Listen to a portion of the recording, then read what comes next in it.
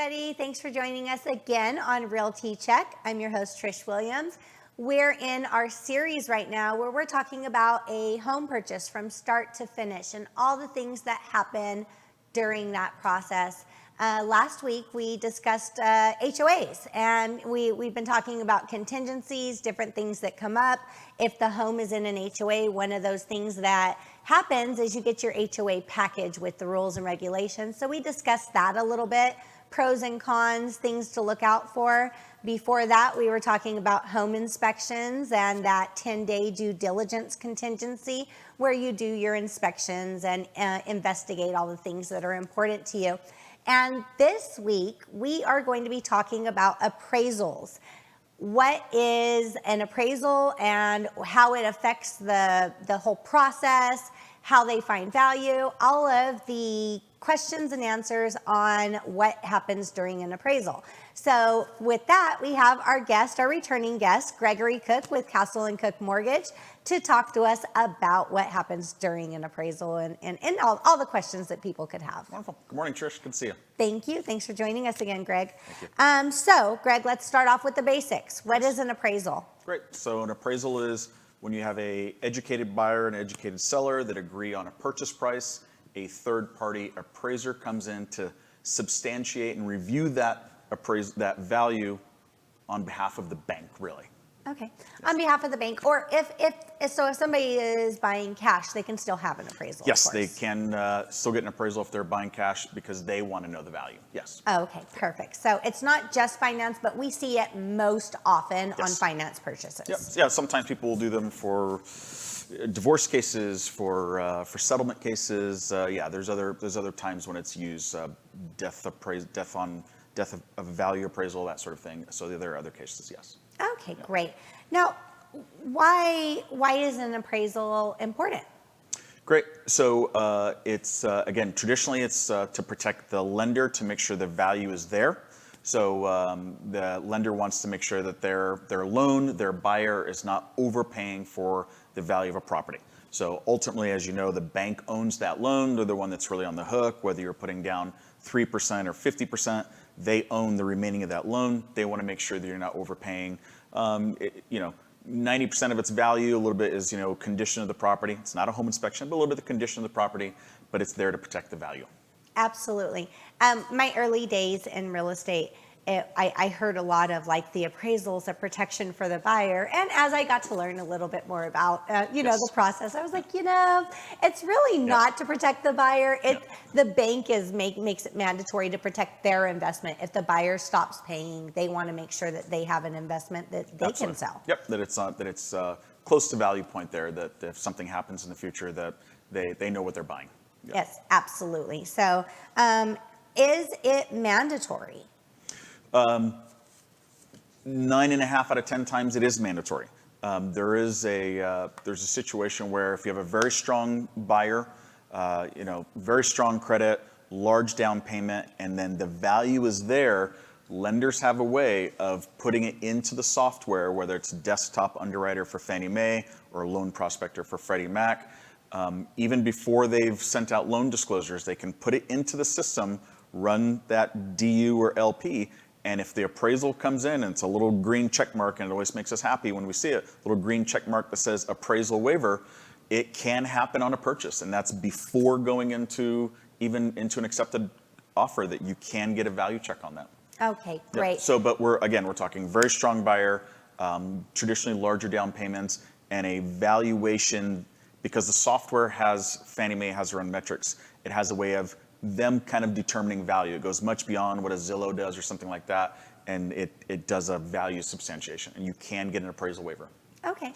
Now, you don't know that until we're actually in contract on the property. So like when you're writing the offer, if the buyer's writing the offer and they say, oh, I want to waive the appraisal, they have no way of guaranteeing that they're going to get that appraisal waiver until we're actually in contract on the property. You actually don't need to be in contract. Really? Right. So if you're making an offer and you want to, you have that time, 4 or 5 hours, let your lender know and say, we'd like to see if we get an appraisal waiver here.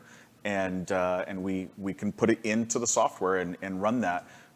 Most of us lenders, experienced ones, we kind of know what's going to happen or not. Again, you're not going to get it in your FHA, government, VA.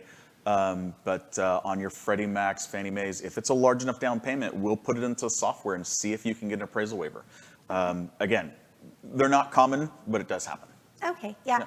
And we see, so one of the things that I'm seeing a lot in this market is on mini offers, more than not, buyers are waiving appraisals. That doesn't mean that they have an appraisal waiver. That just means they're running they're going to write it out and see if it all works out and be willing to pay the difference if it doesn't, correct? Absolutely correct. Their realtor would have advised, hey, I think the value is going to come in within this ballpark range.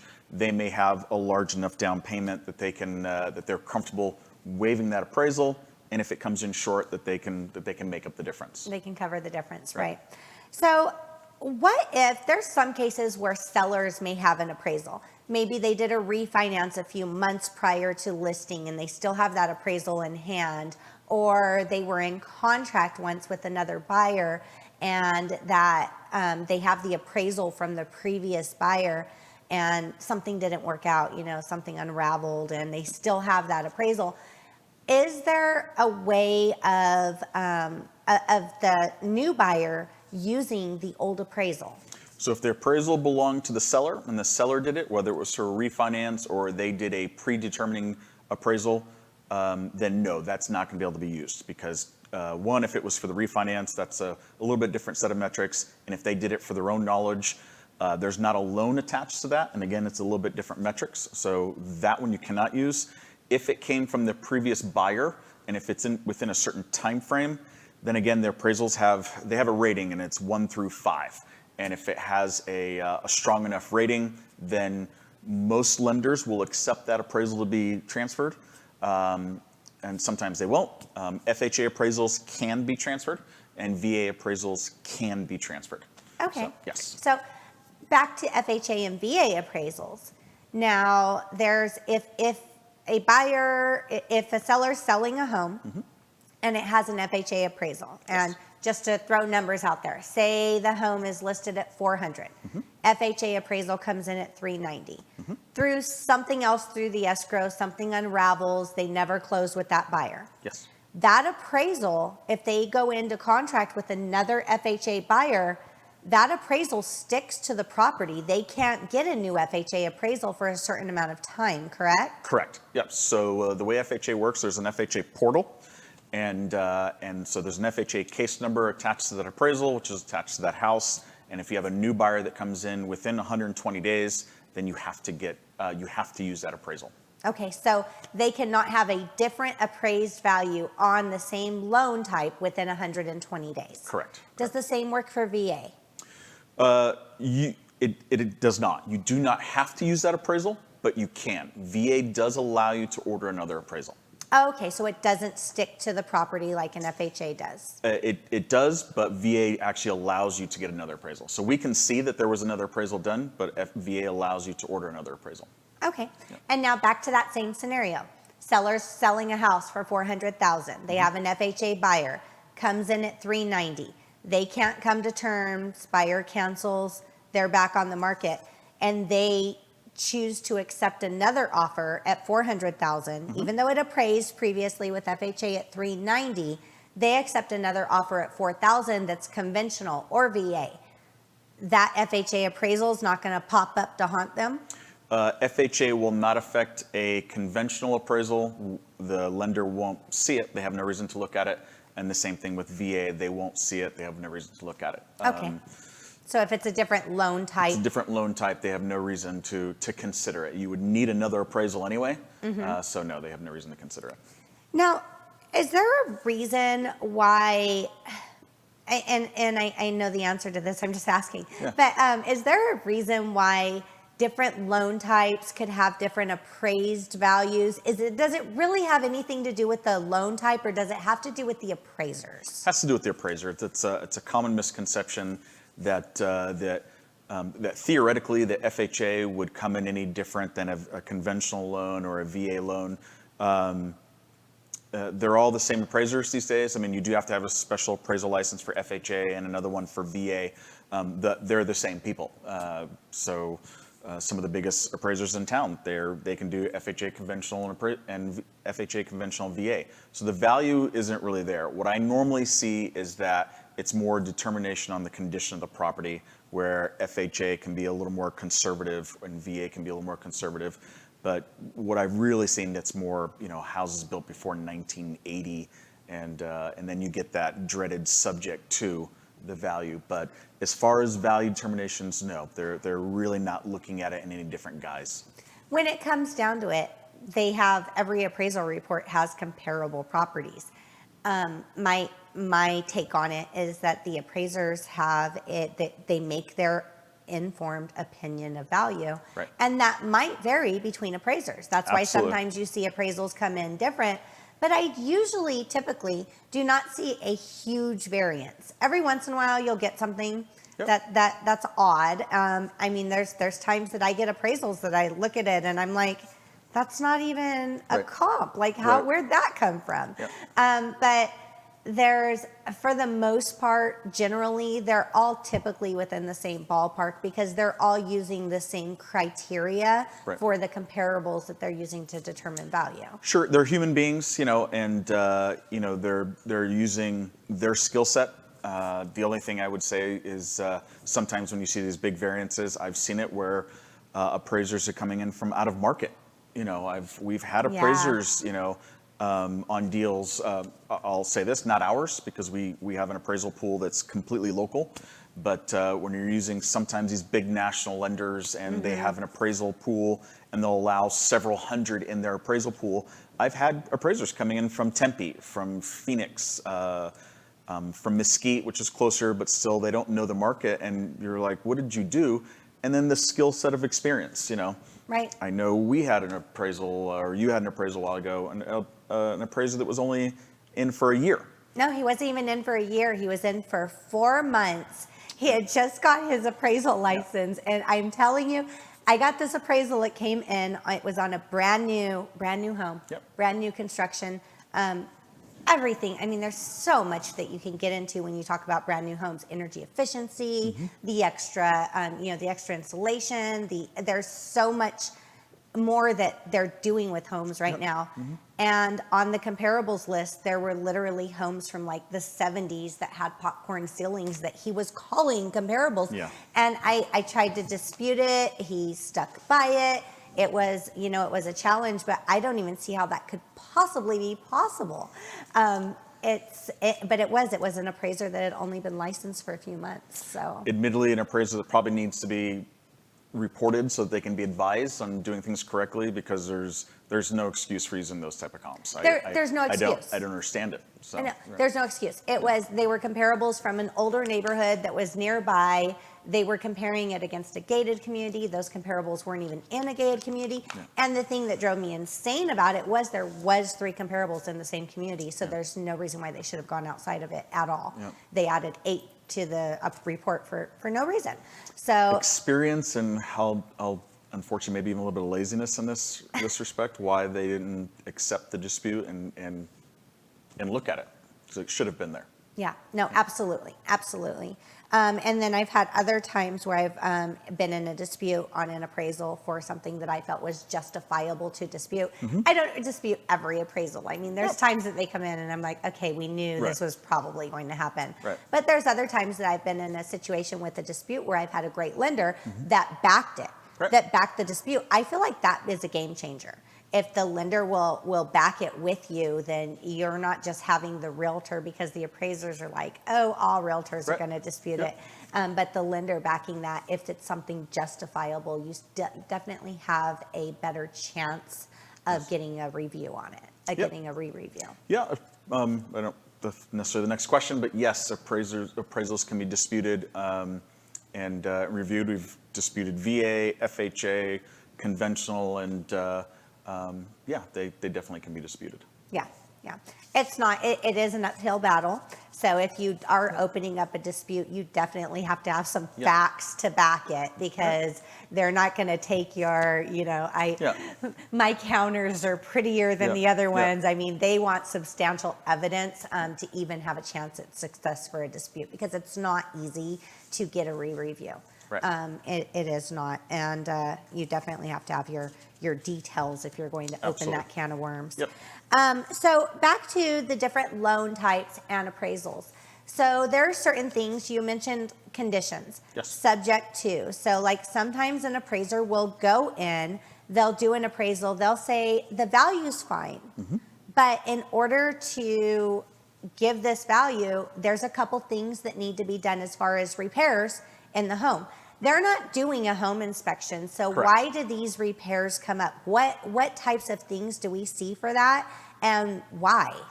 Yeah, so you'll see these more often, say on an FHA or VA, and the big ones, the umbrella that everyone hears about is health and safety. So typically what they're looking for is broken windows, even cracked windows, the locks broken on an exterior door. It happens, someone, they'll have never fixed that exterior door from the garage to the outside of the house, and the lock is broken. And so those are the overriding ones. What we typically see, and again in the older homes, is where the roof meets, where it comes down. Those are the eaves, I believe, is what that's called. That wood that goes along. That fascia there. And on older homes, it can start getting dry rot and cracked. And they feel like that is something that could be a very large cost to the buyer in the near future, and they would be concerned that then the buyer is not going to be able to have the money to fix it.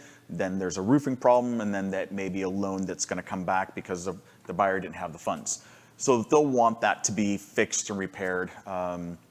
Older wooden garage doors that are warped and cracked, same thing. Anything substantial with roofing. And then big items like if inside they see water leaks in the ceilings, they'll determine to see if it's something that's present, if it's been fixed, or it's just, hey, it was a water leak from 10 years ago and they never repainted.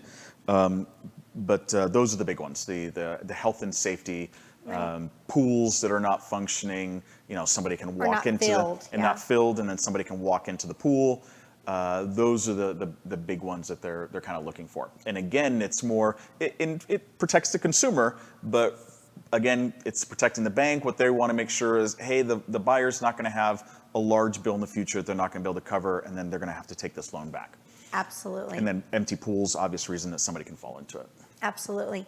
And one of the common things when we go into like smaller issues that we see all the time, if your water heater doesn't have straps. Oh, of course, yes. That it has to have those earthquake straps because we are in an earthquake valley. Even though we don't know it or feel it every day, we are in an earthquake valley. Right. Those earthquake straps are important because that water heater could tip, harm someone, destroy the house. There's a lot of things that could happen. The gas water heaters, and it could tip and it could actually ignite. So cause a fire. So that smoke alarms in older homes, it was not code to put smoke alarms in all the bedrooms. And now if, at the time of appraisal, the appraiser goes through and they don't see them in all the living areas where they're supposed to be, they'll require smoke alarms to be installed, which easy fix. I mean, they're you can get them for under $50 at Home Depot. They're easy fixes. But those are typical things that we see commonly. GFIs sometimes. GFCIs, or people that put doggy doors in your door leading to the garage. Right. That's a fire-rated door, so you're not supposed to do that. Right. And sometimes they'll ask you to fix that if you did. So openings in the ceilings in the garage, because again, the fire can that drywall has a barrier that doesn't allow fire to advance with, I don't know what it's 45 minutes to an hour or something like that. And if you have an access, if it's opened, they'll want that to be covered because then it can get into the attic very quickly and spread. So those are other things. Yeah, those are just common things we've seen. So what happens there is they'll make that a condition of fixing that mandatory in order for the appraised value to be supportive of the purchase price, which essentially means you cannot close on the loan with this buyer unless those items are corrected. So the buyer and seller, usually the seller will just get a contractor out there to fix it, to code, and then the appraiser needs to go back out there. Sometimes pictures will suffice, but the appraiser needs to go back out there. They check off that the items have been removed. They'll update the appraisal, and then it can clear underwriting. Yeah, absolutely. So those are typical things we see happen there. Now, what happens if the value does not come in at our contract price? So again, like scenario I said before. Yeah. We have a $400,000 contract price and an appraisal at $390,000. Can the buyer still get a loan for $400,000? They cannot get a loan for $400,000, but they can get a loan for the appraisal based on $390,000. So dollar for dollar, the buyer will need to come in with the variance between the appraisal price and between the purchase price. Okay, so in this case, we have a $10,000 variance. Yes. At that point in time, it's a matter of negotiation. Yes, it's in the GLVR contract. It's 3 options. Option 1, seller just reduces the price, and just easy enough. Everyone goes on, and addendum's required. Option number 2 is seller says no and cancel the contract. And then option number 3 is any form of variance in the $10,000. Yeah. You know, it doesn't have to be the full 10. Obviously, it can be split, 3, 7, whatever. Yeah, seller and buyer all have to agree, but there's times that they could say, hey, I'll come up 5,000 if you drop 5,000, and we're all happy and walk away that way. Yep. So there are ways that we can negotiate through that. But when it comes to the loan, if it does not appraise at value at the contract price, the appraisal comes in low, they cannot get the loan for that amount of the contract price. They can only get the loan for the amount of the appraised value. Correct amount of the appraisal. Yes. Yes. Yep. Okay. So we talked a little bit about how they determine value, comparables, different things like that. Now, this is, I guess, a misconception. While upgrades can have an effect on value, and then there's certain big ticket items, you know, third car garage, pools, things like that do have a substantial effect on value. Yes. RV parking actually has a great effect on value. Remodels, having an updated home versus all original definitely has a higher value, and we see that a lot on appraisals. Yes. But some of the things like, you know, I put new toilets through the house. Right. There's some items that are, yes, you've updated them, yes, you've replaced them, but we don't really see those dollar amounts on the appraisal value differences. Would you agree with that? Correct. Some of these are just updated items. It doesn't necessarily mean remodel. So appraisers, they'll grade a property, and it's excellent, good, fair, and poor, and there's pluses and minuses they can give for that, you know, what it is depending on what's been in there. So, you know, hey, my 1970 house has been remodeled. Well, no, it's been upgraded, or it's been just kept up to date with new carpeting or something like that. Now, if it's substantially nicer than, you know, the comps in the area, then you'll get that higher end. I mean, if it really is, a remodel to an appraiser really means, you know, fully updated kitchen, fully updated master, you know, okay, new tile and flooring, that type thing. But, you know, hey, I changed the toilets and painted, you know, the interior of the house, isn't going to get a lot of value. That's just going to be considered normal maintenance. Right. Yeah. Right. Absolutely. Yeah. And I see that a lot too.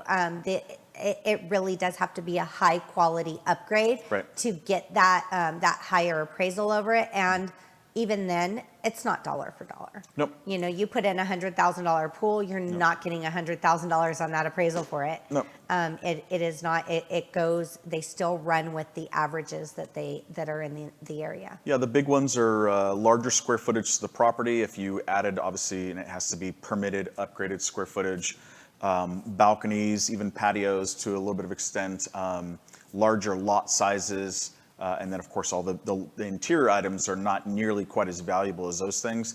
And then view premiums can improve the value quite a bit. Okay. So it needs to be what's considered a forever view, meaning you're not going to have a house or apartment building that's going to be built right in front of your view. So, but yeah, view premiums can go quite a ways. Yeah, it's funny. I've been to a lot of new construction communities lately. And they all have this script. We can't sell a view, so they cannot. They'll charge you more for the lots that are on that have a view. Yep. Those lots are substantially higher, but they always reiterate they can't sell a view. Yep. So that's, I find that kind of comical. Mm-hmm. So, can the buyer or seller pick the appraiser? They cannot. Definitely the seller cannot. The buyer really can't either. It's more determined by the lender. So what's very different from what happened, say, 10, 15 years ago is now there's a middle company They're called AMCs, an appraisal management company. So theoretically, the lender doesn't even pick them because lenders can have different appraisal management companies they can use within that appraisal pool. Then there are appraisers, but no, you can't choose an AMC and say, by the way, I'd like to use John Smith. That you cannot do. Yeah. Right. There used to be, this was before my time, but there used to be a time when that was okay, I guess. Oh, absolutely. Yep. Yeah. Direct communication between lender and the appraiser, direct communication between listing agent and appraiser was very much the norm. And because of the real estate crash, I think unfairly, a lot of the blame was put on appraisers. And so now they have kind of a barrier in between. And that's why the cost of an appraisal is now about $100 to $150 more. I mean, an appraisal used to be $350, and now they pretty much start at $495, $545. And that's literally for that middle company to manage that. Okay. It keeps it fair. It keeps it neutral. It keeps it fair, unbiased. I understand. I understand the reason for that. And what happens, can you, as a listing agent or as a seller or even a buyer, if a buyer would want to, are they able to supply information to the appraiser? So say the home has solar and the solar is paid for and has warranty, all these things. There's things that the appraiser might not see when they walk through the house, that documentation we want to give to them so they understand that there could be value attached to that. Is it okay to supply them information? They are allowed to do that. Absolutely. You can email it to the lender, who can email it to the appraiser, to the AMC. You can leave it at the house. There is allowed, once the appraisal's ordered, there is allowed to be some type of communication. The only thing you can't do is supply those upgrades, with an envelope or, hey, extra envelope of cash or, any type of pressure to come in at value. Of course. Hey, don't come into the property if you're not going to come on target. None of that stuff. But yes, we say this because it's all happened before. That Absolutely. is crazy. It's that all is so happened before. insane to me that people would do that. But yes, I'm sure it's a rule because it's been broken. Right. But yeah, I as a listing agent, when I have a listing, I always go, I have a folder. I run price analysis on all my listings. Of course, I don't just pick numbers out of hats. I actually have a calculation. So I go, I provide that. I provide features of the home. If there's any details that may affect value, I do. I put it all in a folder. I just, I go hand it to the appraiser and stay out of their way. I don't try to have a conversation or, anything. Absolutely. I know that, I never want to be accused of doing something I'm not supposed to do, but I make sure that they have all the necessary information that may be required. Right. It may have an effect. They might look at all of my information and say this doesn't even matter. Right. But at least they have it so they can make their own determination on what it means. Yeah, and when you do provide it, it could be that extra $5,000 to $10,000 that are like, oh, I didn't realize this, and these are very much improved features. As long as you haven't over improved for the neighborhood, then yeah, that knowledge for the appraiser may absolutely do what it takes to get that extra $5,000 or $10,000. Yeah, and sometimes simple warranties, like having a new roof that has a warranty on it. New roofs are big, yeah, absolutely. New AC. Yeah. They don't know when they walk in the house how old it is. So I feel like that is important to provide, and it's doing our job, when representing the seller, that's doing our job to our seller. Absolutely. Of making sure that everything that they've done is at least acknowledged. Right. Doesn't mean it's going to affect value. That's up to the appraiser, but at least it's acknowledged. What happens if the appraisal comes in over value? So we're back to this $400,000 house, but the appraisal came in at $420,000. What happens? Does the buyer have to raise their price? Absolutely not. That's good news for the buyer. Excellent negotiating. No. And in fact, we often say it's really between the buyer and the lender, and their buyer's agent that the value came in over. But no, they don't have to raise their price, but also they don't really get any immediate benefit from it. So it's not like it changes their loan to value. If they were putting down 5%, they're like, oh, I automatically have an extra 20%. Do I need to now come in with my 5%? Your loan to value is based on the purchase price, and at the at purchase price value of the appraisal. You still need to bring in your 5%. You can't immediately cash out or anything. So it's basically just good news for you. You have instant equity in the property. Yeah, no, and it is a good feeling to know that you're absolutely. moving into a house that you're not upside down day one, and that's great. It's not common, Yep. but It happens. We've seen it happen a lot lately. Recently. Yeah. So it's not common. It is a great thing when it happens, and it's the good news is it doesn't affect your price. I always have buyers call when I say, "Oh, your appraisal came over," and I'm excited, and they're like, "Wait, do I have to pay more?" No, that's not what that means. So that's good news. And it's we definitely. It's a better conversation than trying to negotiate it coming under. Right. So we do like it when that happens. And again, if we could determine, I wish we could determine what is going to happen at an appraisal. There's been times that I've had appraisals where I thought it's slam dunk. I had a model match and whatever, and then there's something weird that the appraiser throws in there, and it's like we can ballpark it, of course, but we can never guarantee what that appraiser is going to say or what's going to happen during that appraisal.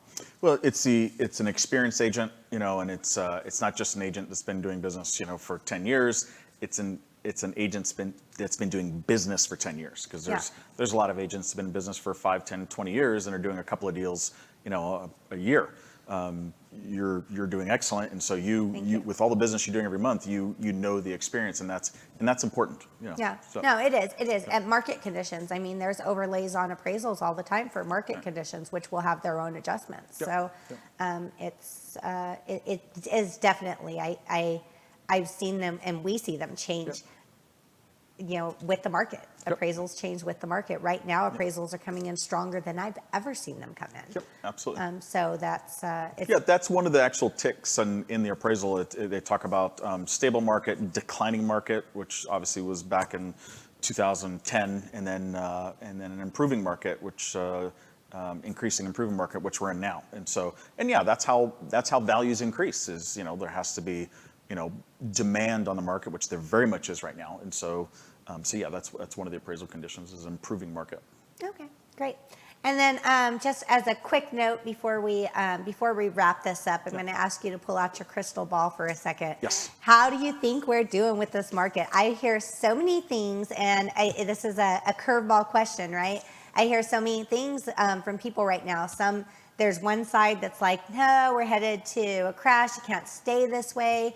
There's another side that says we're going to be like this for at least a couple years. There is no sign of actual decline, so I don't see it going anywhere. No. This type of pressure will be on the market for 2 to 3 years easily. I think so too. And lots of factors, that maybe even a whole other segment, but baby boomer retirees retiring by the thousands a day, and they want to come to markets, that are, no state income tax and great weather. And, when you have 40 million people just to our west, in California that's retiring, and Vegas is on sale for them. Obviously what's going on, there's a lot of money being flooded in the market. And so now there's hedge funds that are buying real estate, by the hundreds. And so this market is here to stay for a while. I think so. And I the way I feel about it is, even if there were a slowdown, or even if we did start to soften up a little bit, there's so many buyers still on the sidelines that still haven't been able to get homes because of all the competition that are still going to be buying for quite some time. So I just don't see it going anywhere anytime soon. I know it's wishful thinking for some of you guys out there, and I get it. During the pandemic, it slowed down for what, a month and a half, 2 months, and then it was just it took off. So if that didn't slow down the Las Vegas market, and again, it's really just it's a lot of it's being driven by our 40 million neighbors to our west. Is that they like to retire in Nevada. So it's a lot more cost effective here, and let's keep it the same. Let's keep it the same out there. We do not want a state tax in Nevada. Right. So there's definitely it's a lot more affordable place to live, and it's great. It gets 120 in the summer, but if you can hang through that, you'll be all right. Yep. Yeah. So, all right. Well, thank you for joining us today on Realty Check. I hope you guys enjoyed today's content on the show, and I hope you continue watching our show throughout this series. Next week, we're going to talk about what happens the day you get your keys, that closing table, the final closing paperwork, and what all happens there. We're going to have an escrow officer here to talk to us about that. And in our series, as we wrap up the series, we'll be leading over into a new one. So if you're enjoying us, subscribe to us, share it with your friends, write us a review. Thank you so much for keeping tuned.